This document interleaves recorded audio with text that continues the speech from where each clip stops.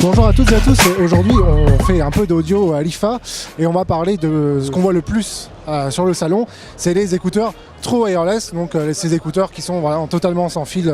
Une des annonces les plus marquantes, ce sont les FreeBuds 3 de chez Huawei, avec notamment la première fois que l'on voit ça, c'est-à-dire la réduction de bruit active sur des écouteurs boutons. Donc, il y a déjà eu de la réduction de bruit active sur des intras, on a notamment les WF Minix M3 de chez Sony, qu'on a testé récemment et qu'on a beaucoup apprécié.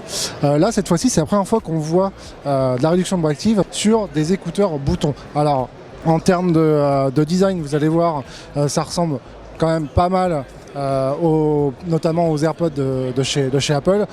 On va quand même pas se voiler la face, il y a beaucoup de marques et de fabricants qui ont copié plus ou moins ce design, donc on le retrouve quand même partout. Donc ce qu'ils ont d'original, c'est la réduction de bruit active.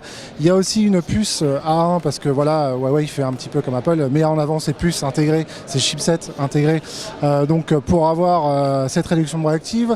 On a aussi un nouveau codec Bluetooth qui a été développé par Huawei, qui est un peu à l'instar de ce qu'on a chez Sony avec le LDAC, qui est un codec Bluetooth qui est censé apporter beaucoup de bandes passantes, donc une qualité audio meilleure, mais en vrai, très honnêtement, à l'oreille, il n'y a pas beaucoup de différence, à part user un peu l'autonomie de ses intras, ça n'a pas grand intérêt. Donc 4 heures d'autonomie sur ce modèle, c'est pas ce qu'il y a de mieux non plus, parce que on a des intras True Wireless qui peuvent aller jusqu'à 9 heures, 10 heures d'autonomie par charge. Le boîtier, celui-là, peut donner plusieurs recharges supplémentaires. On arrive à 20 heures au total. Ce qu'il y a aussi d'intéressant, c'est Huawei a mis l'accent sur la qualité de captation vocale pour les appels. Donc c'est aussi quelque chose de très important qu'on a donc encore une fois chez Apple avec les AirPods.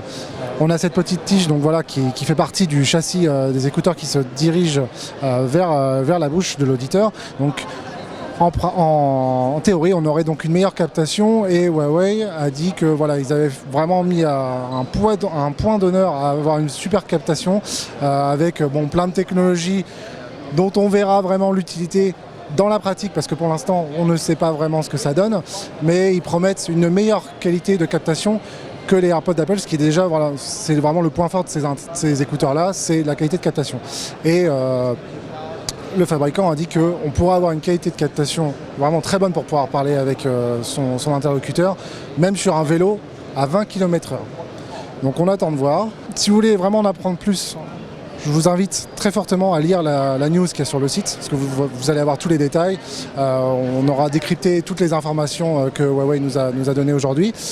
Ce qu'on va faire, c'est qu'on va faire un petit tour pour vous montrer un peu le délire du True Wireless. Il y en a partout cette année, et on va faire un petit tour sur tous les stands, même les fabricants les plus connus comme les moins connus ont maintenant leur modèle, donc vous allez voir ça.